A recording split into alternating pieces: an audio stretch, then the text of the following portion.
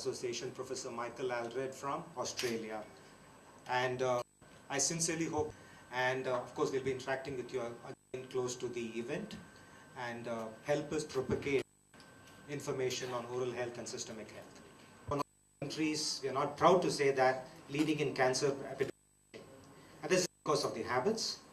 There are a lot of habits we are aware of, like tobacco and chewing and so on. But there are a lot of habits which are gaining importance we are not aware of. For example, areca nut. It's associated with a lot of social practices, but that predisposed condition which leads to cancer. So we're going to be focusing on that, guide our oral professionals as to what they need to do and what they need to look out for.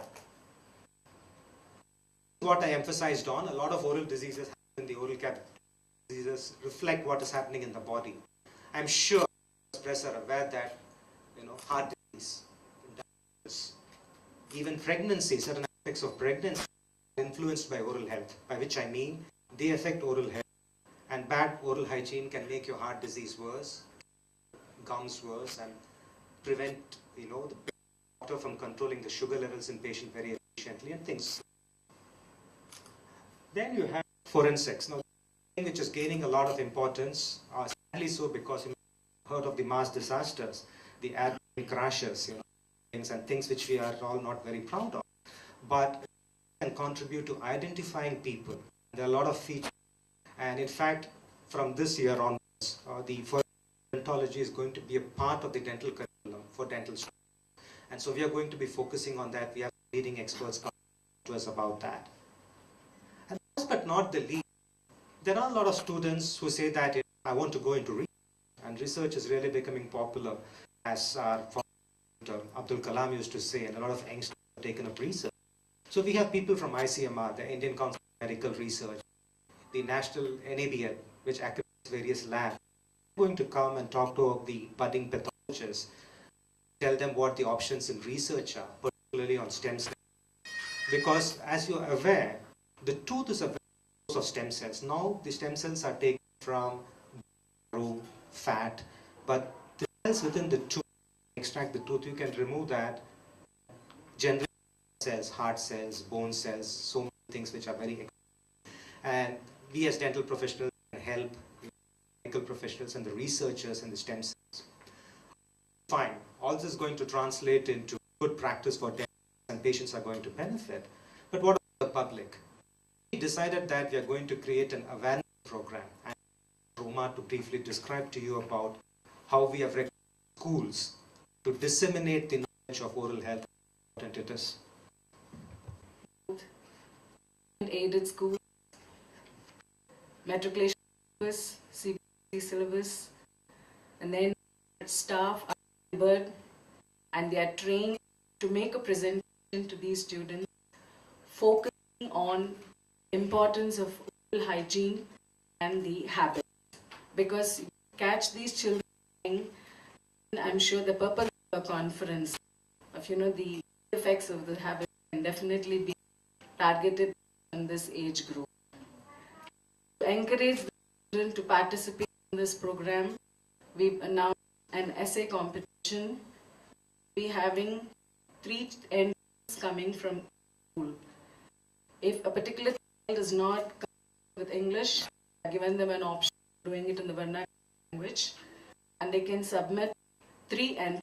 Once the teachers choose the best, then they'll email us. So the different schools will be sending by whatever form of communication the essays will be up to us, and then we will have a jury session and we will pick the best essay given this oral health for oral health. So we want to see how much they have a global understanding of the relationship between the dental health, the oral health, and the dental health. So this is the important aspect of a conference which we are focusing on to train these students. So we have done already 15 to 16 schools, and we've taken appointment in more schools. We'll be executing them. Audit in the validatory function of the conference at Grand Chola. So got 3 best from all the schools be given and the prize. And we have about 440 scientific papers. That's another aspect of the conference. Research students get to present their findings, studies, interact, network, collaborate, set up an initiative to do further studies, go abroad, or people here, take our science further. And about 31 speakers, and sort of give you a snapshot of all of them in a few minutes. Enroll about 100 or 800 are active people because there are many who have retired, and many people are big practitioners who are not actively involved. And the association was started in 1991, and it's been going successful. And the International Association was established in 1980, a decade ahead of what we did.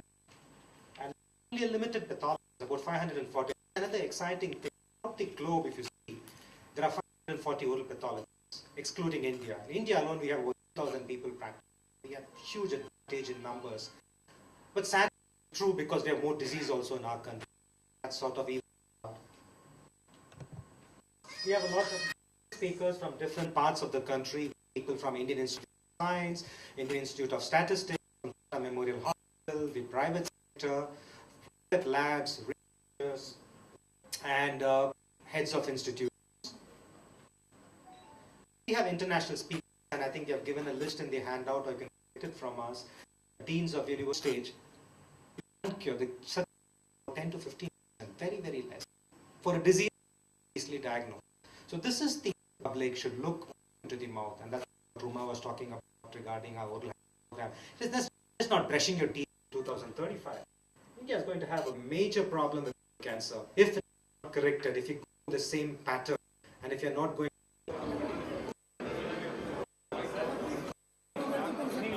We want to now for next 20 years